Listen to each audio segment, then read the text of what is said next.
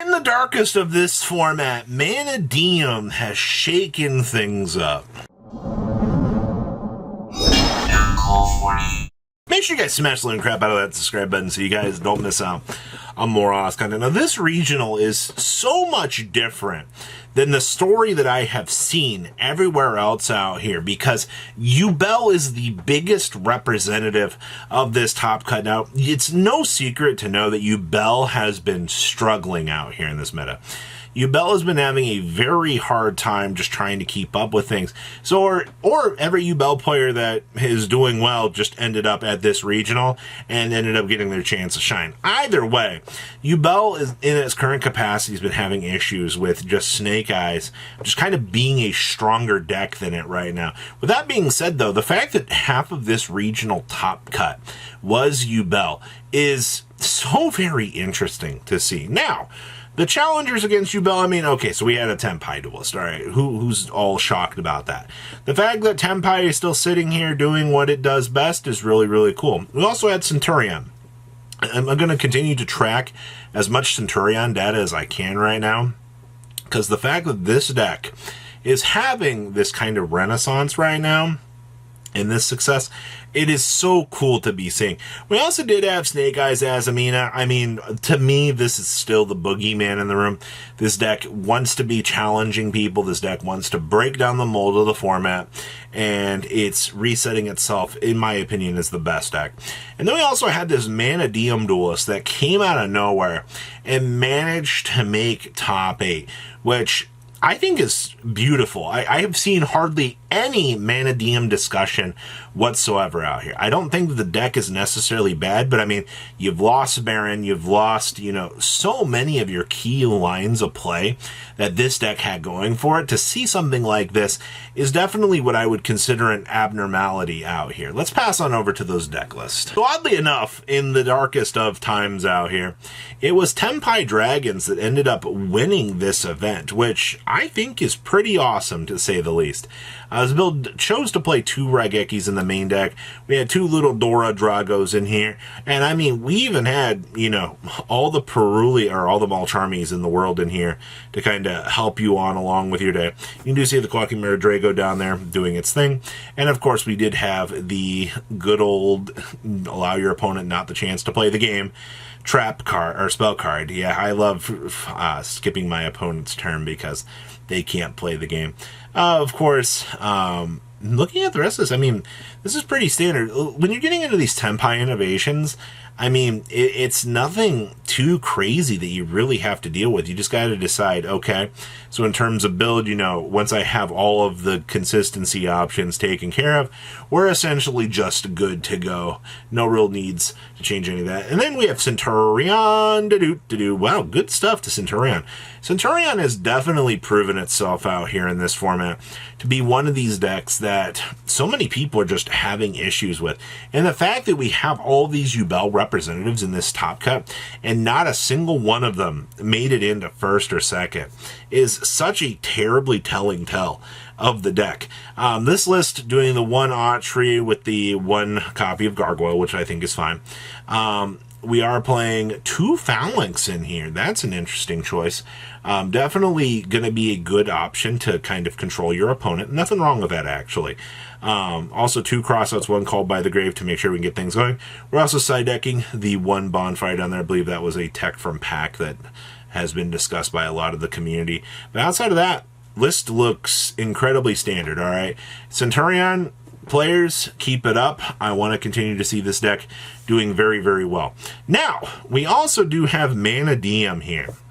I think this was the thing that really excited me most about this event was we finally have the full combo deck actually getting the chance to expand itself out again and see what we can cook with this. All right, you still have some of the strongest synchro boards that you have, but you also have Vicious of Stroud kind of allowing you to do these step into OTK plays to punish your opponent, which is really, really solid, actually. You've got a Gotta give a little bit of credit to that deck for definitely being the thing that it needs to do in order to OTK. I see we're also main decking 2 Tack Talents, 2 Droplets, which is all fine and dandy. 2 Thrust as well down on the side deck. We're also side decking 2 Dark Rulers, which is kind of interesting. But looking at the rest of this list, I don't see anything too crazy with this. Like, if you're looking for something crazy, like, I don't think this is going to give it to you. It looks pretty standard. All right, next up is Yubel.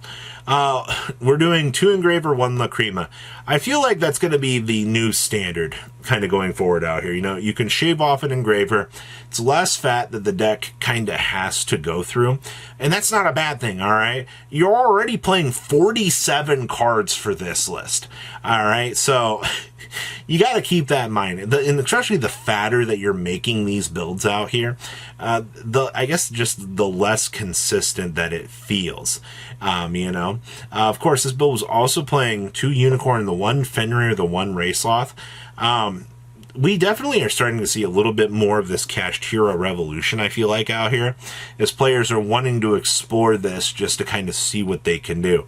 And I don't think that's incorrect. I think the Kashtira package, the format is slowed down enough now that the mid-range control options are starting to show, and more people are going, oh, okay, that does exist.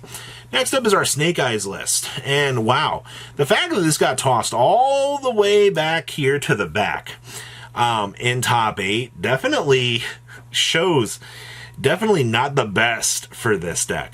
We are main decking the Triple Dominus Impulse, which I think is fine. Impulse is just kind of free real estate in this deck. We've definitely been seeing this being discussed a lot more, going, hey, you know, do I need to have the Impulse in this? I do think you do. I think Impulse is just one of those cards that you're like, it's such a blowout if it actually sticks around and resolves on the opponent on the key thing, all right? As long as you hit the correct thing, your opponent's just going to go, well, you're better than me, like, what am I supposed to do? And the answer is, well, not a lot, actually. We also have Crow's Deck Lockdowns, the other Malcharmies down on the side deck. We are side decking a Skill Drain. Yeah, you pretty much have everything that you need to with this list, all available to you. So continue on with our top 8 out here. We have another Yubel player. All right, so once again, we're down to 42 cards in this variant. We are doing the Kashtira package again in here. So it looks like a couple people had the same idea in here. This build also chose to play Book of Eclipse as a generic flip down to kind of control the opponent, which we've seen that a little bit more.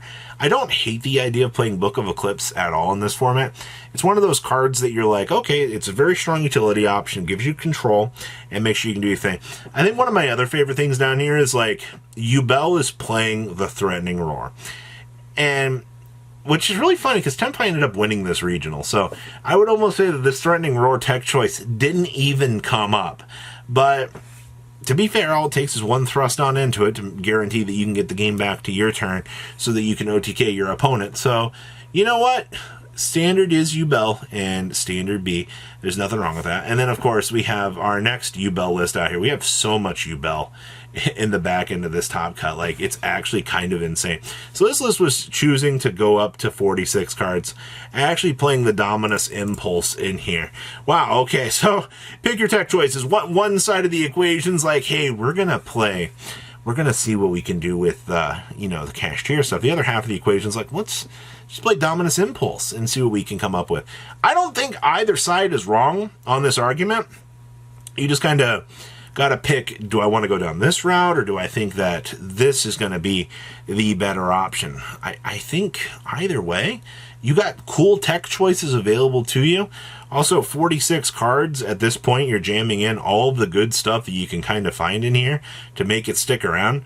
Seems like it's working out to me. So I don't hate this at all. I do think maybe the Kashtira package might be the more solid option to do with. And then, oh, okay, well, the last list here, let's just bring it all together. I mean, let's shove some Kashtiras in here. Let's go for Book of Eclipses. Let's even put in some Dark Rule and No Mores so that we can just go the full board breakers. We have the Threatening Roar on in here to do time. Of course, we're side decking the Mannequin Cat. I think the Mannequin Cat was definitely more of a solid thing for a few of these lists, actually, which was pretty solid. But so much Ubel out of this event. The main thing I wanted to showcase here was the Mannadium list and how that deck was interacting with this event. It looks pretty interesting. So what do you guys think? Leave a comment down below. Tell me what you guys think. I'll see your beautiful faces back here later in the day, guys. Peace. Patrons, thank you.